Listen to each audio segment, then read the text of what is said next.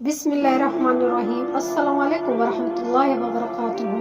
Natasha Saqib blogs voice सुनने वालों और देखने वालों को मेरी तरफ से खुश आमदीद। नाजरीन, आज की वीडियो में हम हज़रत इमाम हुसैन अलैहिस्सलाम के कटे सर ने किस तरह 7 लोगों को जिंदा किया और ये 7 मुर्दे कौन थे, आज की वीडियो में ये हम जानेंगे। नाजरीन, जब इमाम हुसैन और उनके साथियों को शहीद कर दिया गया तो यजीद ने अपने शिमर गवर्नर उबैदुल्ला इब्न जियाद से कहा कि इमाम हुसैन का सर काट कर और नेज़े पर रख कर इसे शाम रवाना किया जाए, ताकि यजीद इमाम हुसैन का सर देखकर खुश हो जाए और लोगों के सामने इमाम हुसैन के सर की बेहुरमती कर सके। लिहाजा यजीद का लश्कर शाम की तरफ रवाना हो गया। अहले बैत की तमाम औरतों को कैदी बनाकर और इमाम हुसैन और उनके साथियों के सर मुबारक नेज़ों पर रखकर रवाना हो गए।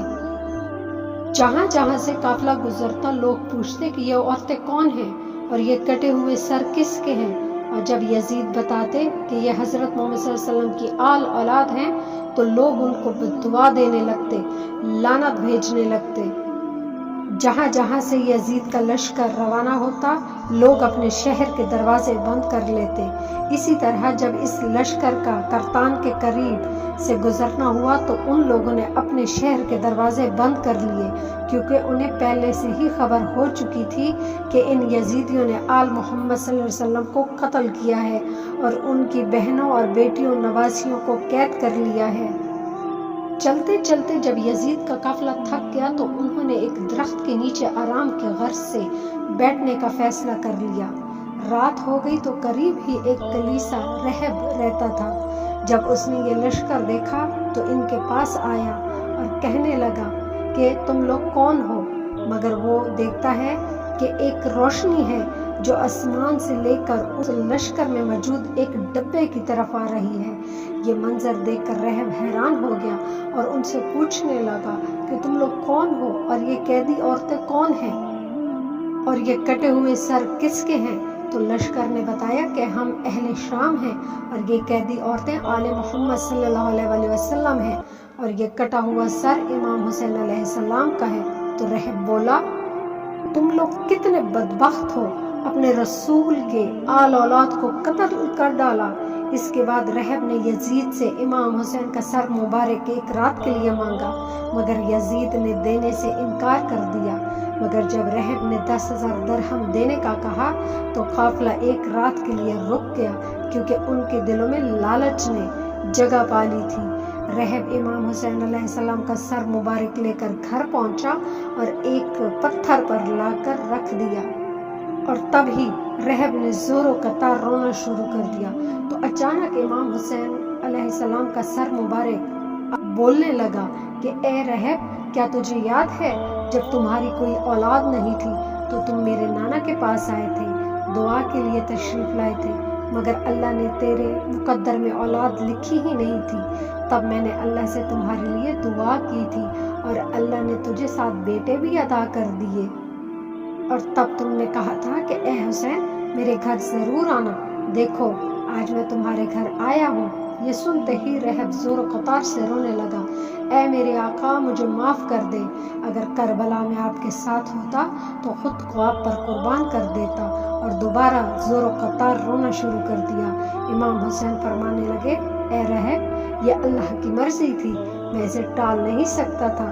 इसी तरह रहब ने रोते रोते सारी रात गुजार दी। जब सुबह हुई तो रहब ने सोचा कि मैं यजीद को इमाम हुसैन अलैहिस्सलाम का सर कैसे वापस कर सकता हूँ। तो रहब ने अपने 7 बेटों को कुर्बान करने का फैसला कर लिया। तो रहब ने सबसे पहले अपने बड़े बेटे का सर काटा और शिमर के हवाले किया, मगर जब शिमर ने सर मुबारक देखा तो कहने लगे, ये इमाम हुसैन अलैहिस्सलाम का सर नहीं, रहब तुम अपने वादे से मुकर रहे हो, जाओ वही सर लाओ। रहब दोबारा गया और अपने दूसरे बेटे का सर काट लाया। इसी तरह लश्कर यजीद फिर गुस्सा करने लगे, ए रहब ये इमाम हुसैन अलैहिस्सलाम का सर नहीं है।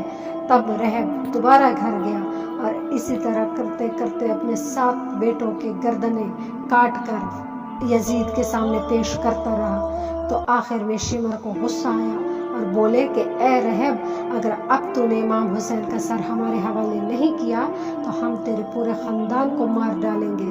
تو رہب گھر آیا اور امام حسین سر مبارک کے پاس آ کر رونے لگا۔